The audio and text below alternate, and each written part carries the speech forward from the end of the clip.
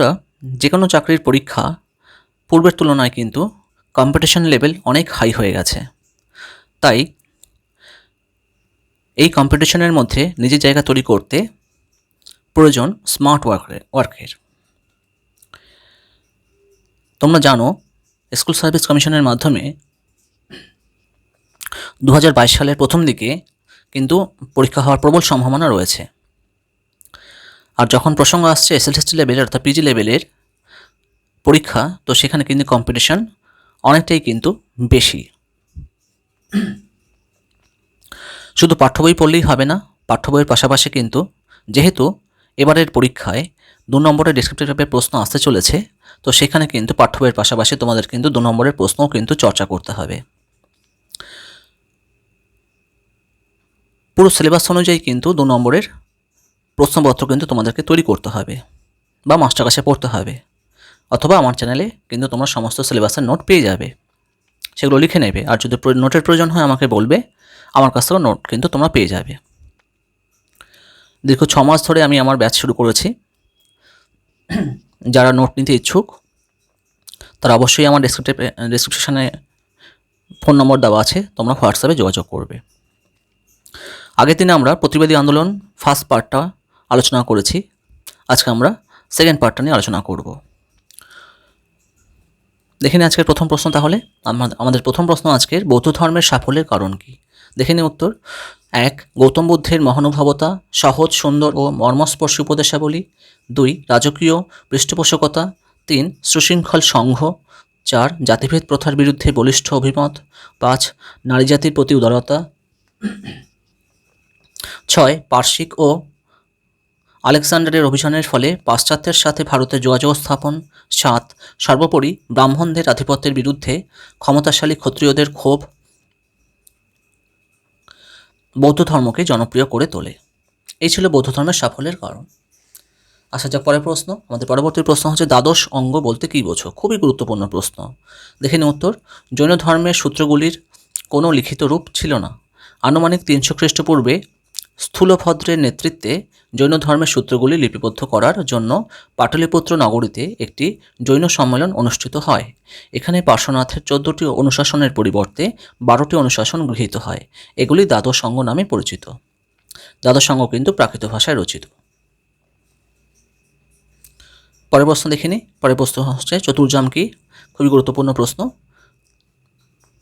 দেখে নিই উত্তর।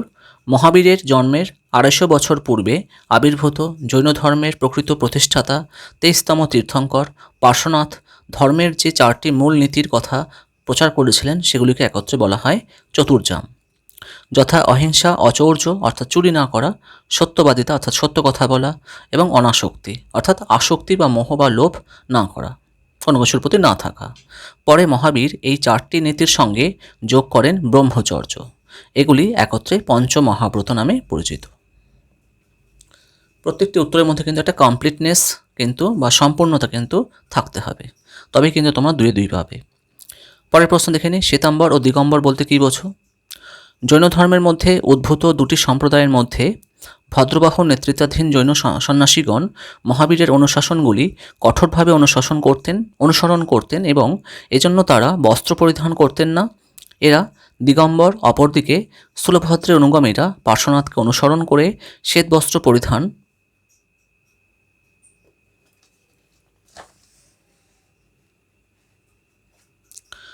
করতেন বলে এরা শ্বেতাম্বর নামে পরিচিত। বলা বাহুল্য এই পার্থক্য ছিল কেবল বহিরঙ্গে। চলে আসি পরের প্রশ্ন। তীর্থঙ্কর বলতে কী বোঝো? শেষ 2 জন তীর্থঙ্করের নাম লেখো। উত্তর। তীর্থঙ্কর কথার অর্থ হলো জৈন ধর্মগুরু। আরেক অর্থে বলতে গেলে ঘাট পারাপারকারী, অর্থাৎ যারা দুঃখের ঘাট মানুষকে পারাপার করে। প্রথম জৈন ধর্মগুরু ছিলেন ঋষভদেব, 23তম পার্শ্বনাথ, 24তম মহাবীর। পরের প্রশ্ন হলো আমাদের, জৈন ধর্মে ত্রিবিধ মার্গ বা ত্রিরত্ন বলতে কী বোঝো? দেখে নিই উত্তর। জৈন ধর্ম অনুসারে জন্মান্তর ও কর্মফলের হাত থেকে নিষ্কৃতি পাওয়ার একমাত্র উপায় হল সৎ বিশ্বাস, সৎ জ্ঞান ও সৎ আচরণ। এগুলি ত্রিবিধ মার্গ বা ত্রিরত্ন নামে পরিচিত। বৌদ্ধ ধর্মের ত্রিরত্ন হলো বুদ্ধ, ধর্ম, সংঘ। এটা মনে রাখবে কিন্তু, এটা কিন্তু উত্তরের মধ্যে লিখবে না এই লাইনটা, লাস্টের লাইনটা। দেখে নিই পরের প্রশ্ন, জৈন শব্দটি কী থেকে উৎপত্তি হয়? উত্তর, জৈন শব্দটি প্রযুক্ত হবার পূর্বে এই ধর্মের অনুসারীরা নির্গন্ধ নামে পরিচিত, কিন্তু সর্বশেষ তীর্থঙ্কর মহাবীর দীর্ঘ 12 বছর কঠোর তপস্যা ও চরম কৃচ্ছ সাধন করে সিদ্ধিলাভ করেছিলেন বলে তাকে জিন বা বিজয়ী আখ্যা দেওয়া হয়েছিল।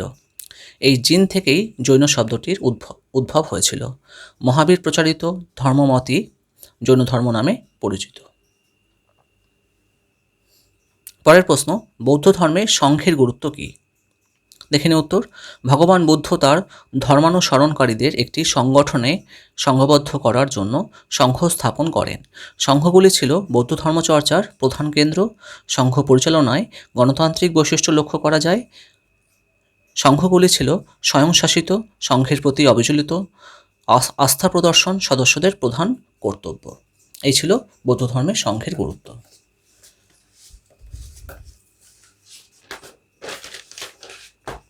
দেখে নিই পরের প্রশ্ন।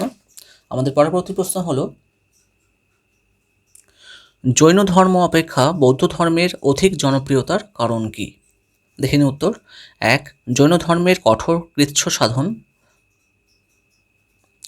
ও ইন্দ্রিয় জয় অপেক্ষা বৌদ্ধ ধর্মের মধ্যম পন্থা অধিক গ্রহণযোগ্য। মধ্যম পন্থা মানে মাঝামাঝি, মাঝামাঝি পন্থা মানে কি, খুব বেশি কষ্টও নয় আবার খুব বেশি সুখও নয় বা আরামও নয়। 2.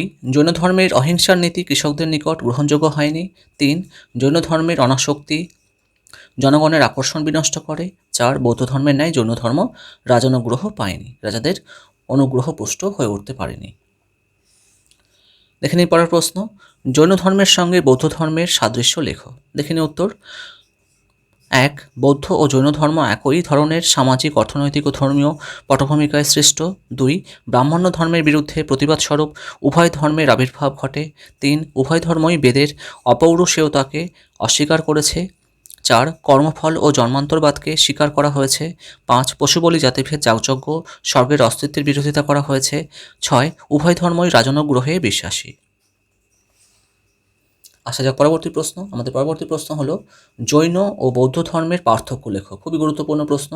দেখে নিন উত্তর, বৌদ্ধ ও জৈন ধর্মের চিন্তাধারায় পটভূমিকাগত সাদৃশ্য থাকলেও বৈসাদৃশ্য কম ছিল না।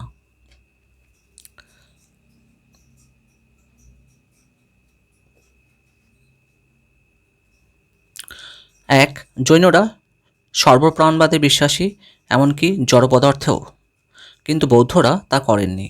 2. জৈন ধর্মে মুক্তিলাভের জন্য কঠোর কৃচ্ছ সাধনের কথা বলা হলেও বৌদ্ধরা মধ্যপন্থায় বিশ্বাসী। 3. মহাবীর নগ্নতাকে সমর্থন করলেও ভগবান বুদ্ধ তা করেননি। 4.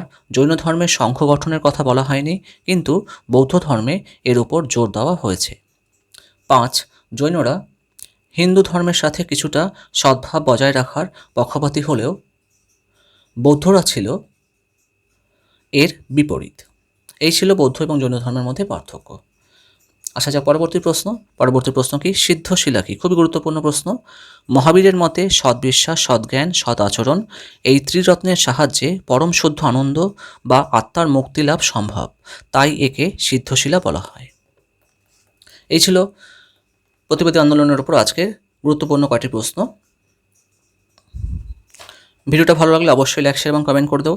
এবং আমি বারবার করে বলছি, ভিডিওটা শেষ করার আগে তোমরা পাঠ্য বই অবশ্যই পড়ো, কিন্তু পাঠ্য বইয়ের পড়ার পাশাপাশি কিন্তু তোমাদের কিন্তু 2 নম্বরের প্রশ্নের উত্তরের ওপর কিন্তু চর্চা অবশ্যই করতে হবে, গুরুত্ব কিন্তু অবশ্যই দিতে হবে।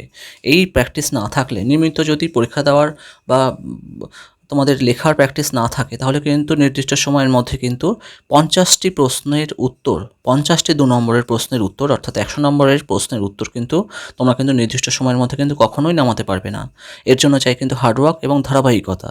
2 নম্বরের প্রশ্নের উপর কিন্তু চর্চা, নিয়মিত পরীক্ষা, নিয়মিত হোমওয়ার্ক এবং নিয়মিত চর্চা। পাঠ্য বই তো অবশ্যই পড়তে হবে। এই কাজটি না করলে কিন্তু তোমাদের কিন্তু সফলতা পেতে কিন্তু খুবই কঠিন হয়ে যাবে। তো বন্ধুরা, আজকে এই পর্যন্তই। ভিডিওটা ভালো লাগলে অবশ্যই লাইক, শেয়ার এবং সাবস্ক্রাইব করে দিও।